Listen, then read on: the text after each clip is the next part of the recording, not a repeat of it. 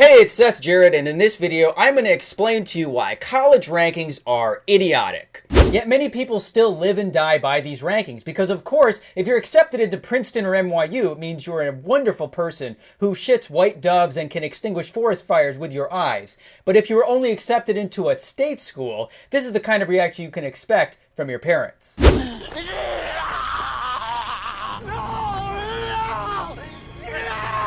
Unfortunately, what you're studying in school has no relevance to real life, as illustrated in this underemployment graph.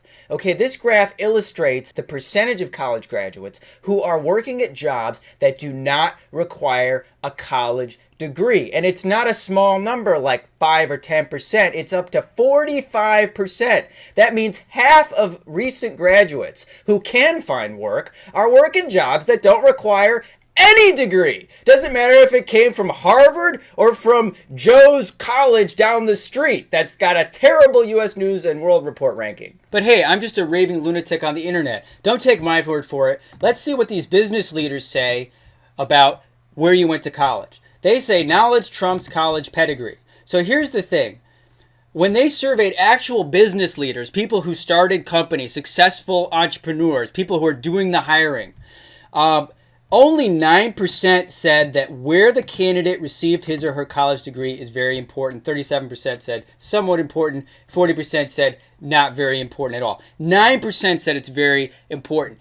They don't care where you went to college. This study was published in 2014. It got almost no press, but it was Millennial Branding did a survey of 3,000 hiring managers, people who actually hire you for your job, and asked them what they think. Not what your uncle thinks, not what your dad or your teacher thinks about the importance of college degree, but people who actually do the hiring. And the survey finds that college doesn't prepare students for a job search. But what the most shocking thing here is it says college isn't everything. Okay, 64% of employers would consider a candidate without a college degree. Whoa! Why am I freaking out about my SATs and my ACTs and my GPA getting into the right school when at the end of the day, the people who are actually going to be hiring you do not care where you went to school or, in many cases, if you went to college at all?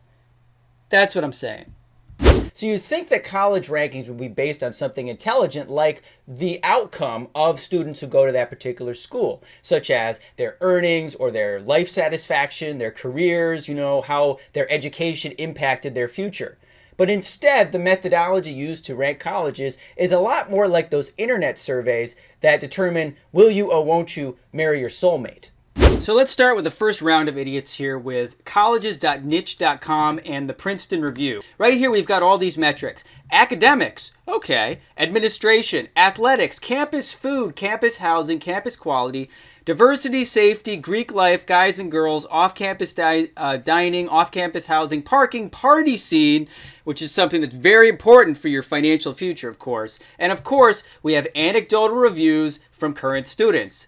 Chatham is a great college and the professors and staff are personable. The campus is beautiful and rich in history, but the culture is changing to be more diverse. Well, gosh, that is a compelling reason for my family to invest all of our savings in attending this place. Do you see how that these metrics really do seem a lot like this quiz here? Are you and your crush made for each other? How often do you think of your crush whenever I see him? How often do you and your crush speak? Never? A lot? Why do you like him? Why do you like the school? Because it has good food, it has good housing, and it's diverse with many attractive men and women. And it's got rich in history. Do you see how this has nothing to do with the actual value of this education? Come over to Princeton Review, which is, of course, the official rankings authority in the U.S., and you're going to see the same kind of BS. A gorgeous campus, a perfect suburban location. What the hell does that have to do with my financial future and the reason I'm investing all this money? Let's say you're out there and you're shopping for a new car, but instead of asking questions like, what are the miles per gallon? How long is the warranty? What's the safety record? You're asking questions about the car dealership.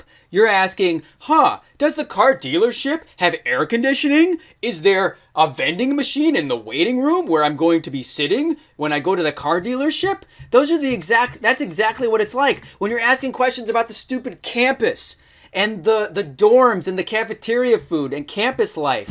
Nobody gives a crap about how great the cafeteria food was at your college when you come out of school and you cannot find work and you realize you have no idea how to even begin your adult life. Millennial college graduates, young, educated, jobless, but hey, there was a lot of diversity on the college campus. That was awesome. Finally, let's talk about the biggest scam of all, the U.S. News and World Report ranking of colleges. So let's look at these ranking indicator weights. The first one is called undergraduate academic reputation. It makes up 22.5% of the rankings.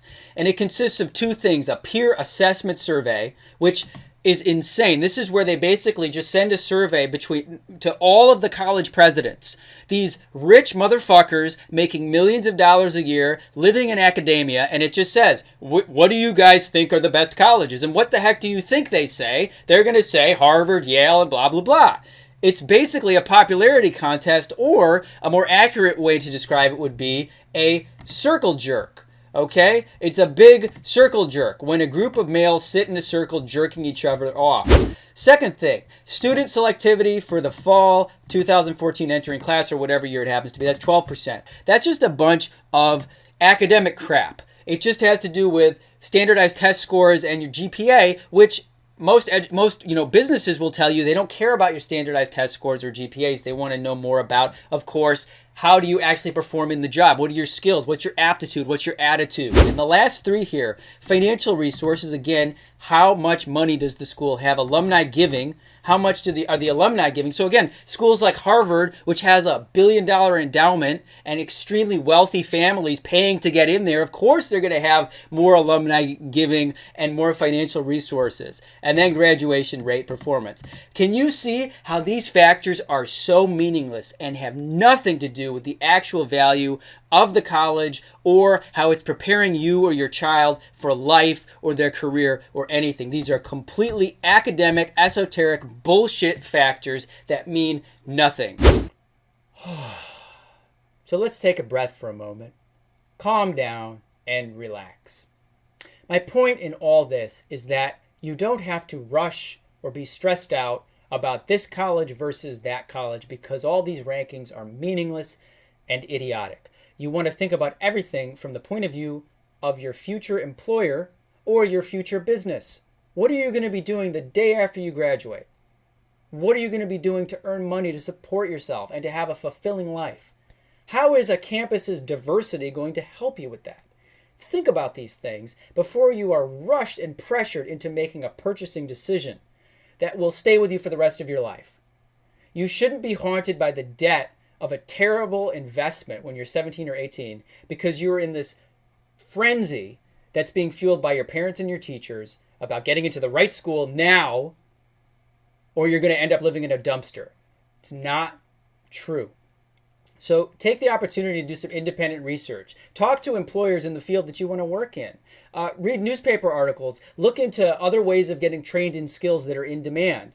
Look at other ways of having the college experience. You don't have to go to a college campus and pay all this money to get laid and get drunk and make friends and network. You can do that all through the internet. It's awesome. You have a lot of options. Read the book Worthless by Aaron Clarey. Check out Matt Tran's Engineered Truth channel. There's about 1 million books about skipping college and ways that you can get ahead in life without having to submit yourself to this really debasing and degrading process that's going to rape you financially. Even if you do decide to go to college, do it intelligently. Don't do it based on hysteria. Calm down, look at the facts, and then follow what you want, not what your parents and your teachers are telling you you're supposed to do. So, I hope you enjoyed this video. Please subscribe to my channel, and I look forward to sharing more no bullshit information with you next time. Thank you.